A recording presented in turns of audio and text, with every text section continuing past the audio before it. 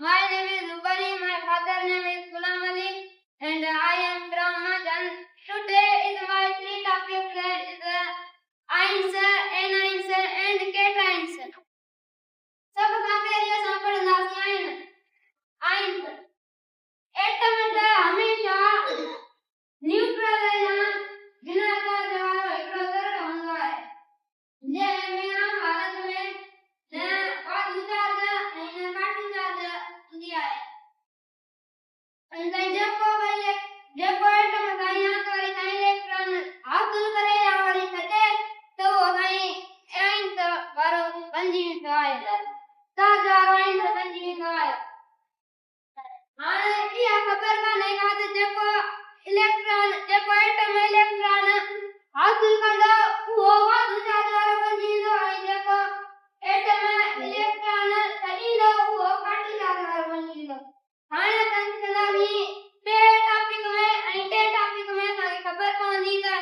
ये टाइम से मैंने देखे एटम पंजा इलेक्ट्रॉन हासिल कर लाए ना सही ना वो है यहाँ तो रिहा दूसरा द्वारा पंजी ना यहाँ तो काट द्वारा पंजी ना अगर ये के टॉपिक में खबर कौन दी हाँ संगवा टॉपिक में के टाइम से देखे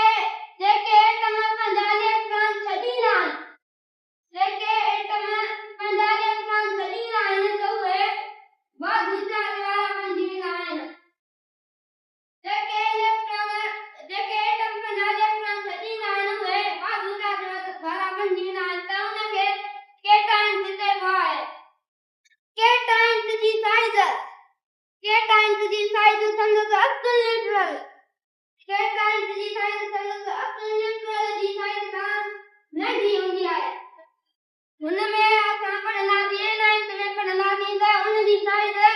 समझो तो असल न्यूट्रल का वही होती है या नहीं होती है पर के टाइम से जी साइज समझो तो असल न्यूट्रल जी साइज का नहीं होती है नहीं उनमें आप पढ़ना नहीं था असल न्यूट्रल जी साइज का वही होती है या नहीं होती आना समझो है टॉपिक करते हो देखो है ना जेके एटम पंजा इलेक्ट्रॉन हासिल करना है ना तो वे बहुत दूसरा वो तो वे काटी द्वारा बनना है तो उन्हें के नाइन से बोए ए नाइन की साइज संदर्भ न्यूट्रल की साइज का बड़ी होती है के टाइम की साइज जैसे के टाइम की साइज संदर्भ न्यूट्रल की साइज का नहीं होती है ए नाइन की साइज बड़ी होती है के टाइम में का पड़ होता है इनकी साइज आगे का होगा संदर्भ